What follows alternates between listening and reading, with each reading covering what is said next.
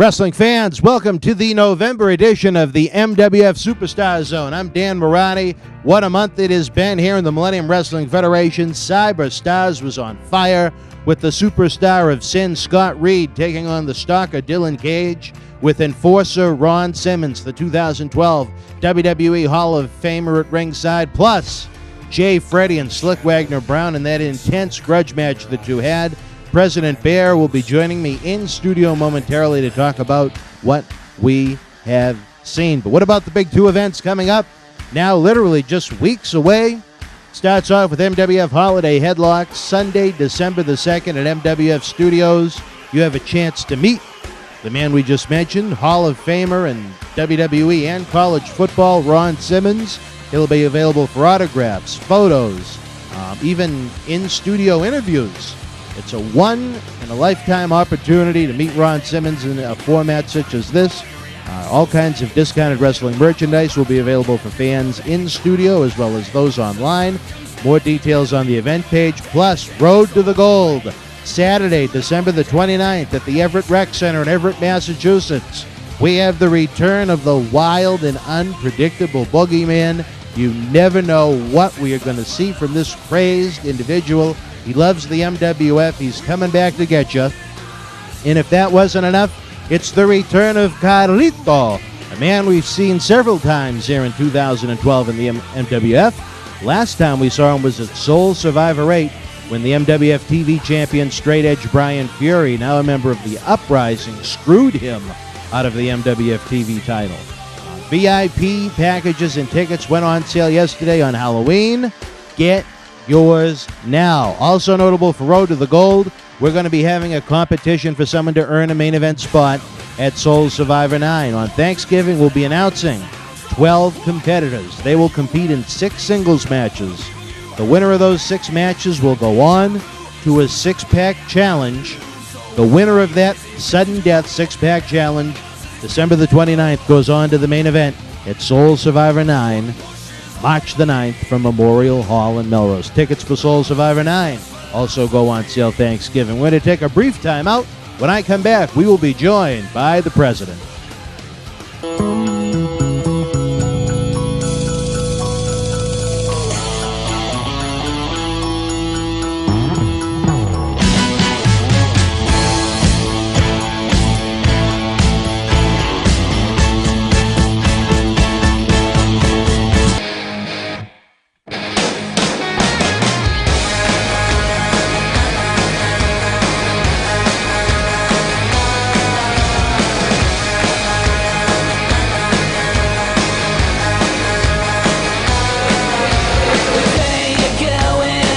Wrestling fans, welcome to the November edition of MWF Superstar Zone. I'm Dan Mirade.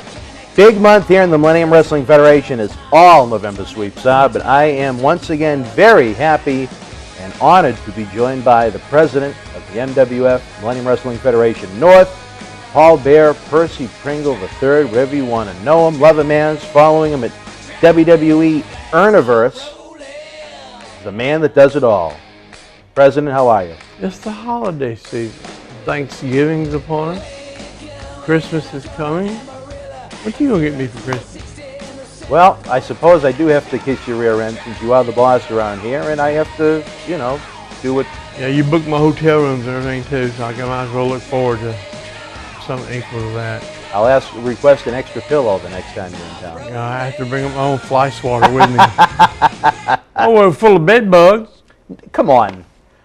President, I'm going to be nice. I hope you had a wonderful Halloween. I know that's one of your favorite holidays of the year. I don't even have to dress up. It's just natural. Trick or treat!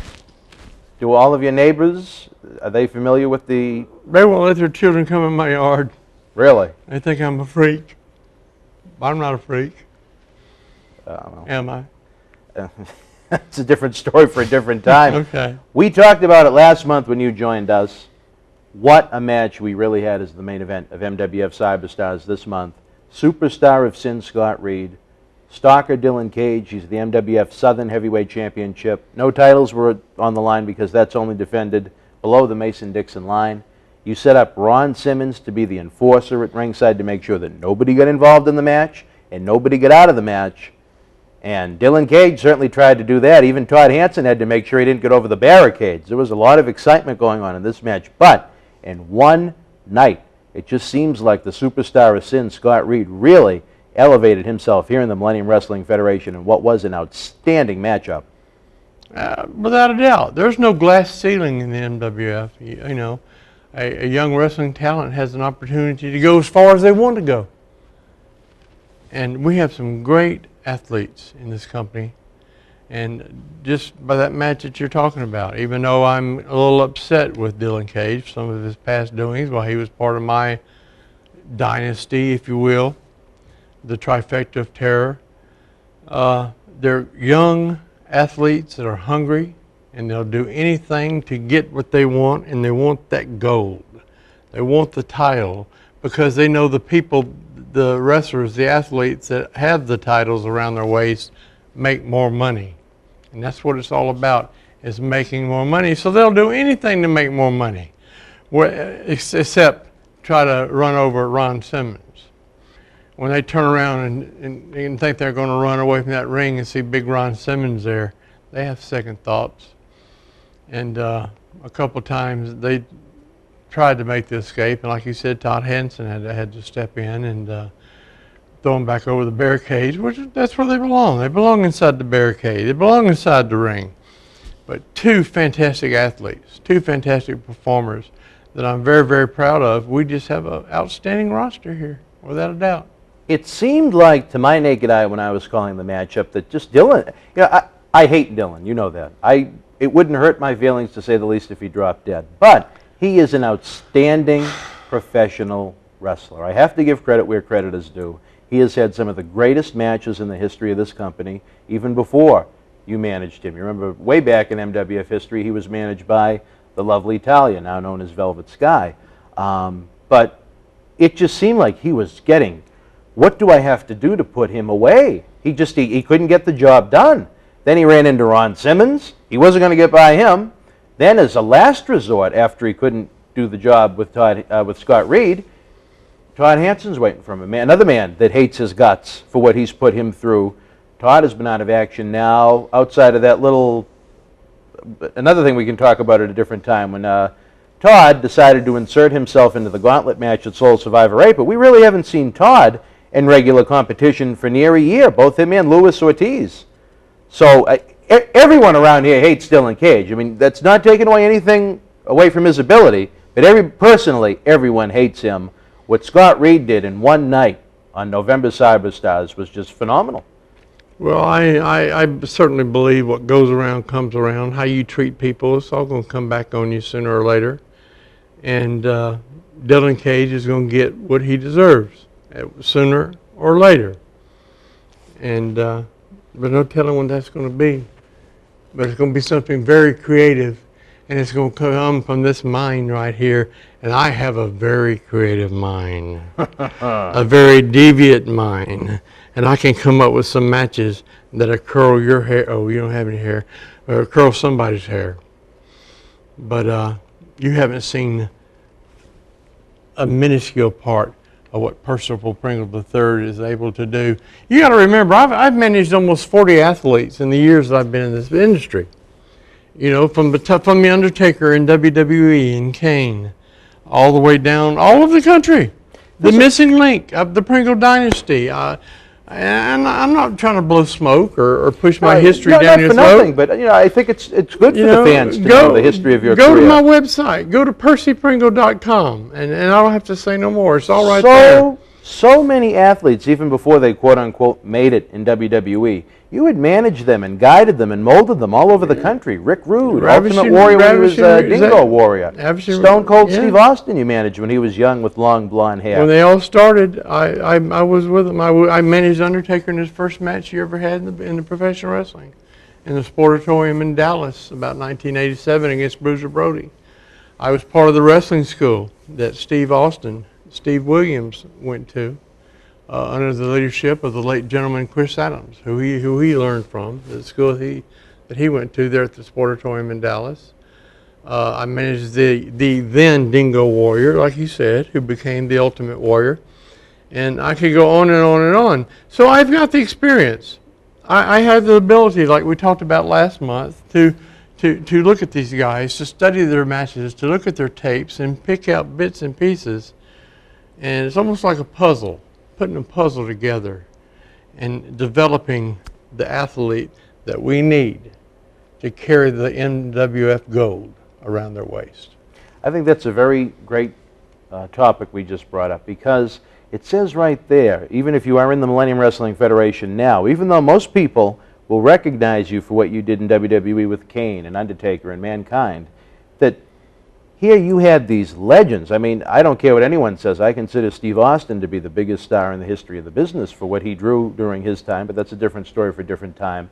But Ultimate Warrior, Rick Rude, your good friend Matt Bourne, all these people before they became WWE stars, you were molding them into the stars they would become as their manager as their years progressed here in the sport. And I think that's great for everybody in the MWF right now. Well, I certainly didn't know at the time. You know, I wish I had that crystal ball that I could look into, like the Wicked Old Witch of the East on the Wizard of Oz, and can see into the future.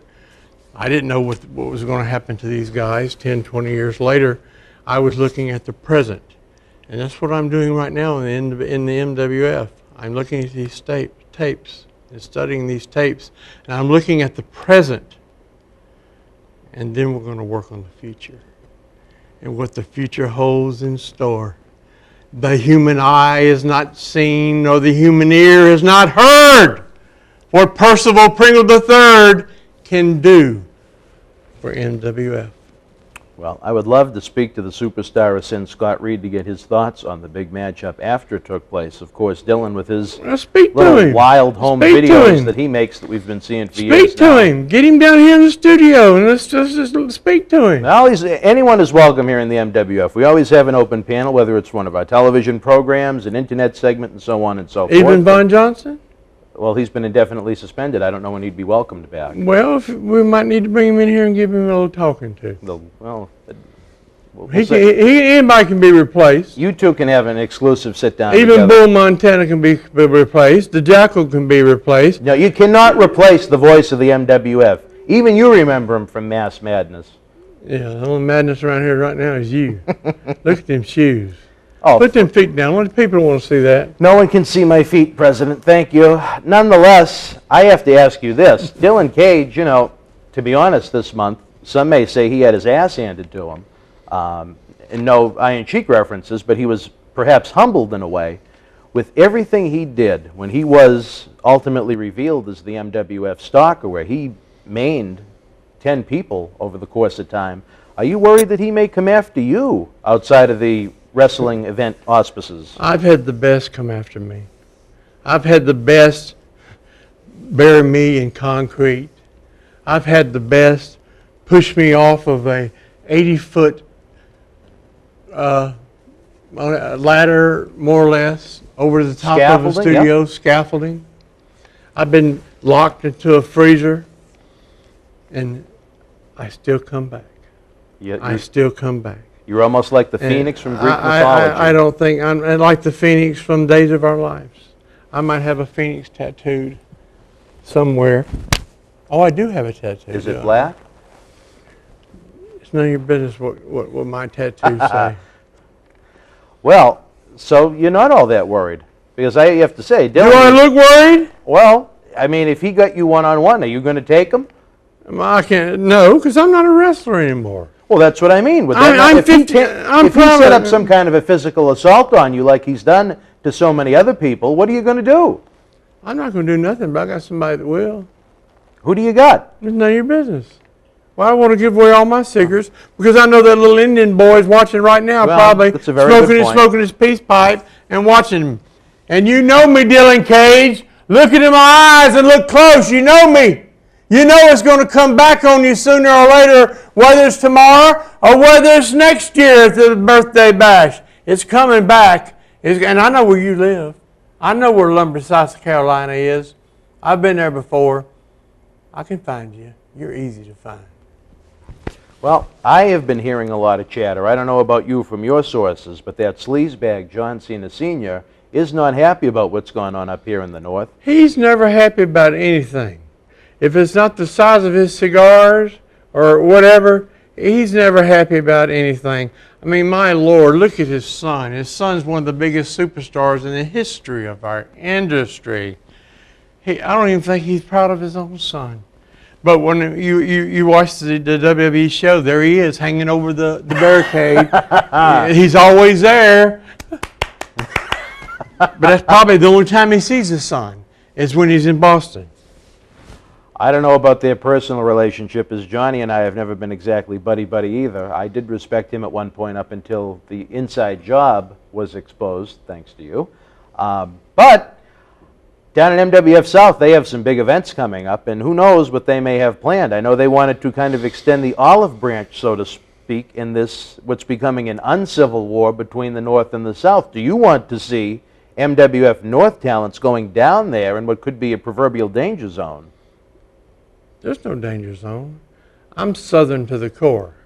I'm from Mobile, Alabama. Well, they don't want you there. You're not going to be there. They don't want me there because they know I'm a Southern boy. And I will say boy there. I'm a Southern boy.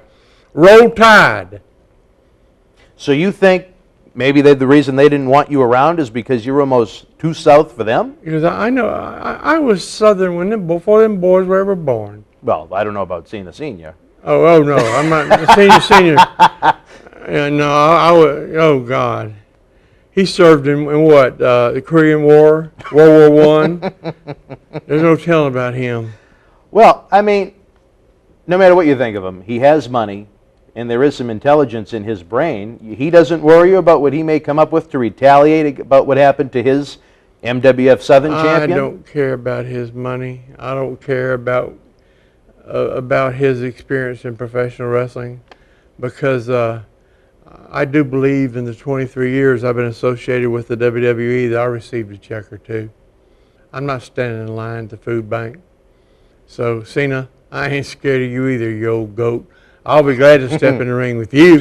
I will say that, whether it be an arm wrestling match or a regular wrestling match. Bring it on, you old... I ain't going to say it because I'm a Christian. Wow. Fighting words from the president. I love it. Moving right along, something a lot more positive to think about is Sunday, December 2nd. MWF does it all over again with holiday headlocks as we attempt to reach out to Globe Santa to raise money for some of the kids out there because of perhaps where they're located, where they live. Santa Claus has a difficult time finding them. My good friends at WWE have provided a plethora of items you'll be able to bid on, and we'll be able to raise a lot of money for some great causes. All of our regular friends will be involved as well, but I'm a big fan of Christmas. I remember when I used to have the little ones around me nonstop, I was always something I enjoyed, just setting up the tree and the lights and all. You kind of look like a Christmas tree. I look like a Christmas tree. Yeah. Did you take a look at your shirt? And I look like Santa Claus. Well, maybe we'll dress you up as Santa Claus. We make a great pair, don't we? Sunday, I will be joined by the president right here in MWF Studios, and we're going to be doing a lot of great work for a great cause. Maybe we'll even get you a little bah humbug Santa Claus outfit you can wear. You don't have to do nothing for me. I can take care of myself. Well, let's get a little bit beyond this. It is a great thing that we're trying to do here in the MWF. The worst thing in the world you can think of is a kid on Christmas without having something nice to open. Unless it's you. Holiday headlock.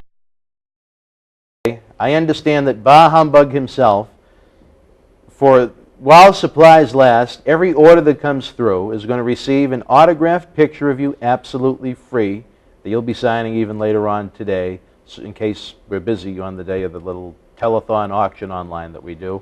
And I think that's very kind of you, President. That's right. And then there's also be included, that I'll pay for myself, is a scratch and sniff picture of Von Johnson. So you really can know how bad he stinks. Even on the holidays, he stinks. Holidays, Christmas, Easter, 4th of July, it don't matter. Von Johnson, take a bath, please.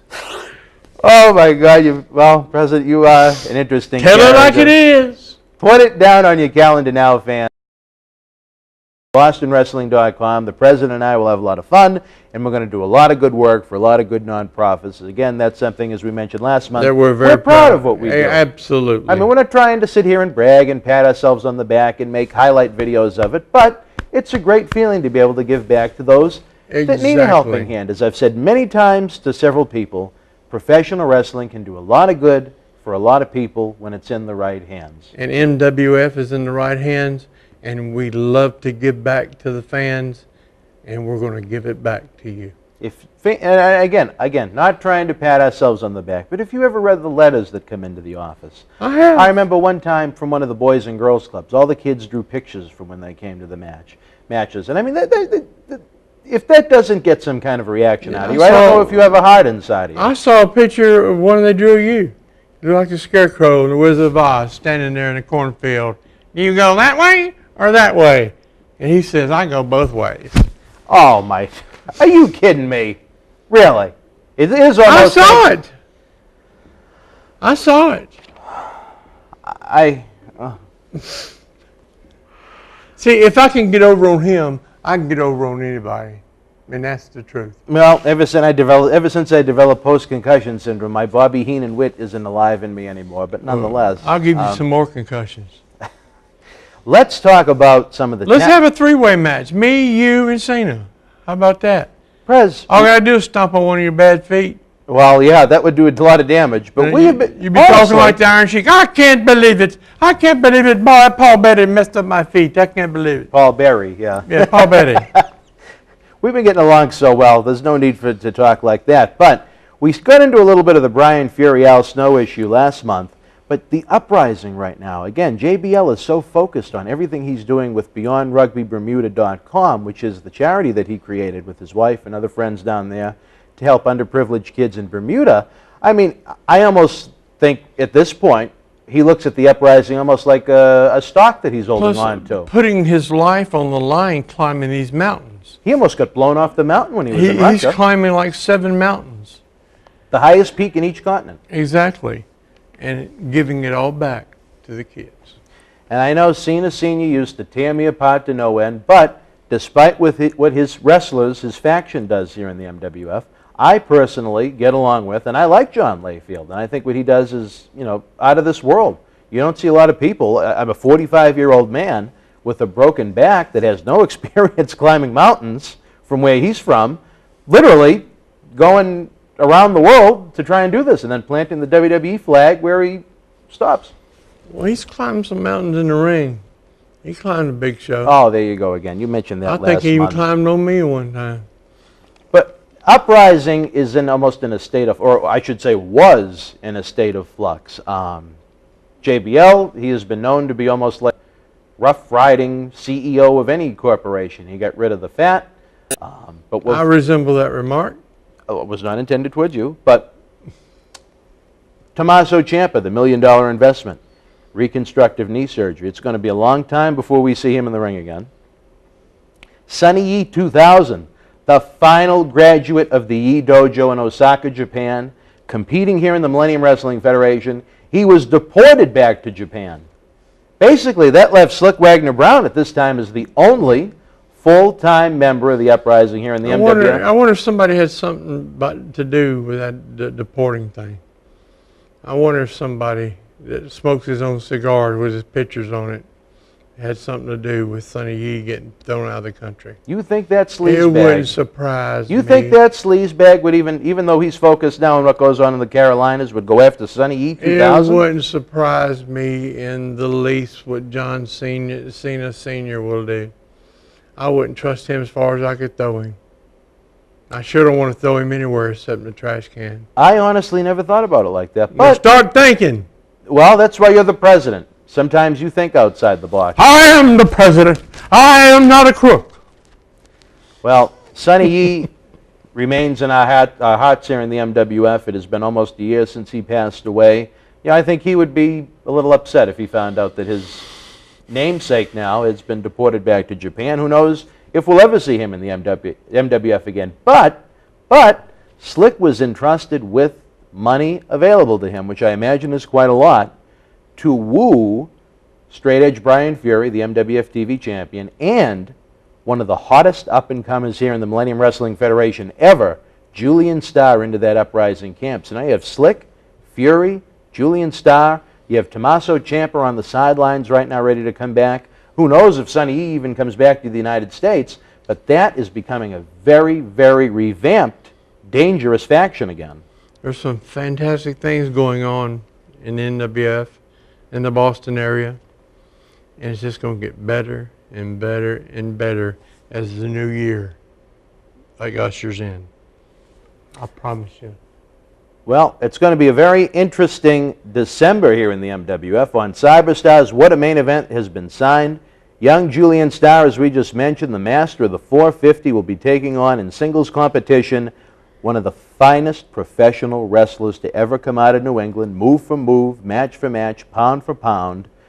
One of the final athletes that trained at Killer Kowalski's original wrestling institute right down the street in Malden, Massachusetts. I'm talking about Hurricane John Walters, a 10-year veteran here in the MWF. That is going to be one hell of a professional wrestling match, in my opinion. I can't wait to see it. It's going to be good. One thing we need to talk about before we let you go, President. A lot has been said online about a possible roster shakeup. Who's coming? Who's going? Who's going up the ladder? Who's moving down the ladder? And my role is EVP of Wrestling Operations, but that is more in terms of putting together matches, lineups, events, and so on and so forth. What are you thinking right now about this roster? I mean, you give the roster a lot of praise, but that takes all the fun out of it. There's rumors. That's good. There's rumors online. That's what it's all about, being a fan of professional wrestling. You never know what's going to happen from one minute to the next, and I'm sure not going to give out any secrets. When you come down to the arenas and watch the events, let them unfold in front of you. You don't want to hear. You don't want to go to a movie and know what's going to happen at the end. Come on down to one of our events, and the event's going to be a surprise for you. 2013, the calendar's fixing to change, and it's just going to get better and better and better. I just can't stand it. President, you're getting giddy over there, and that almost makes me worried, because when you get giddy, you get dangerous. I'm glad you know me that well. Well, we still haven't heard anything from the MWF Tag Team Champions, Rick Fuller and Brian Malonis. Anything you'd like to share with us this month? Nope. Oh. Next month on this program, we're actually going to have a guest in studio with us. We mentioned earlier that anyone is welcome to come on down and chew the fat. I guess you're going to have to There you go again, fat. Always fat. He's always saying fat. I know he's throwing the barbs at me. No, I'm not throwing any barb at you. No doubt about it. Oh. I guess you'll have to sit next to me next month, but we're going to be joined by a relative newcomer here in the Millennium Wrestling Federation, a man that has a little bit of girth himself, the Playboy Jimmy James. We're good. I'm looking forward to it.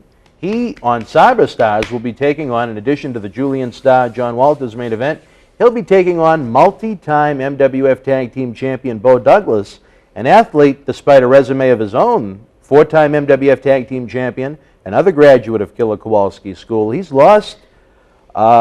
He hasn't won in many, many, many, many, many months to a variety of opponents, from the top of the ladder in tag team title matches all the way down to Candyman Jerry Seavey. The Candyman can. Well, it's almost Christmas time, so maybe we'll invite him down for the holiday season. Yeah, nonetheless, President, I'll give you a peppermint stick. We are running out of time once again. There's still a lot to talk about. We got to get the scoops up on the program. Join us right here on BostonWrestling.com. Follow us on Facebook.com/MWF2001. Follow us on Twitter @MWF2001.